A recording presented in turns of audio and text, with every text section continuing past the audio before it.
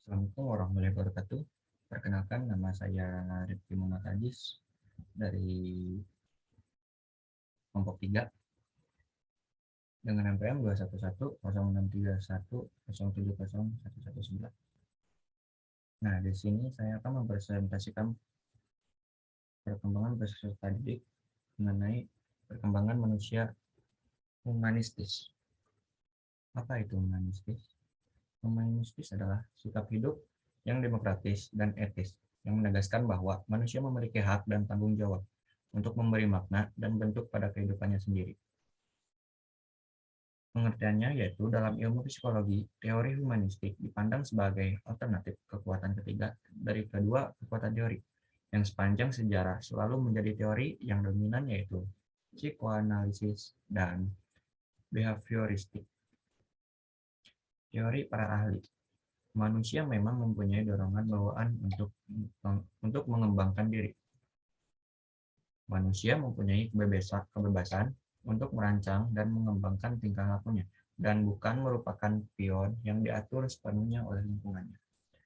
Manusia merupakan makhluk rasional yang sadar dan tidak dikuasai oleh ketidaksadaran, kebutuhan irasional, dan konflik.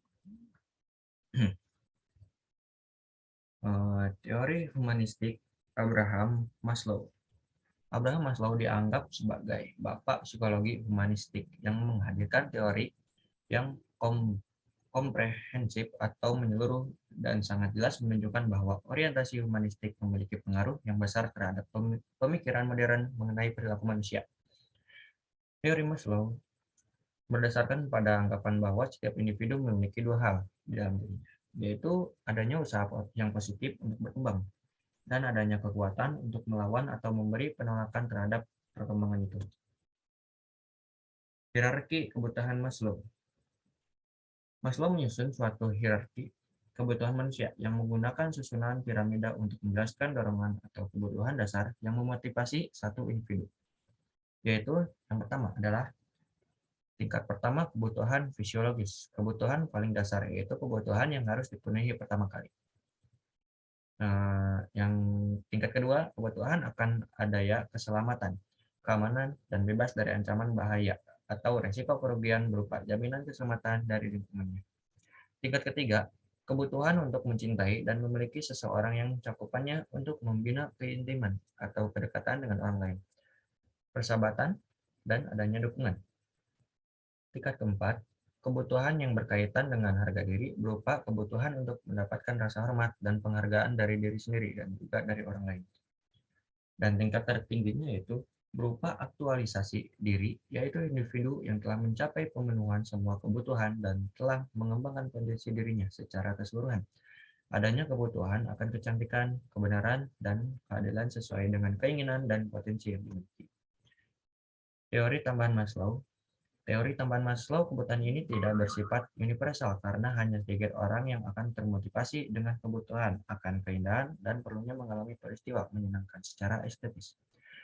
Kebutuhan kognitif berupa keinginan sebagian besar orang untuk mengetahui, memecahkan masalah, dan menyelidiki suatu hal. Kebutuhan neurotik. Menurut Maslow, kebutuhan ini bersifat non-produktif karena hanya berkisar pada gaya hidup tertentu yang tidak sehat dan tanpa nilai yang dilakukan individu untuk mencapai aktualisasi diri. Teori Carl Rogers merupakan salah seorang pencetus gerakan potensi manusia dengan penekanan pribadi melalui latihan, sensitivitas, kelompok pertemuan, dan lain-lain yang ditunjukkan untuk membantu orang supaya memiliki kepribadian yang sehat.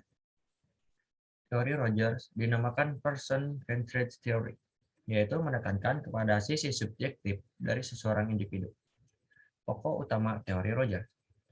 Perhatian utama teori Rogers ditujukan kepada perkembangan atau perubahan kepribadian manusia. Dua pokok utama dalam teori Rogers adalah organisme.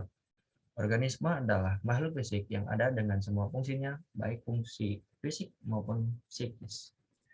Yang kedua adalah self-concept atau konsep diri, diartikan oleh Rogers sebagai persepsi tentang karakteristik I atau me, dan persepsi mengenai hubungan dengan orang lain dan berbagai aspek kehidupan. Thank you very much.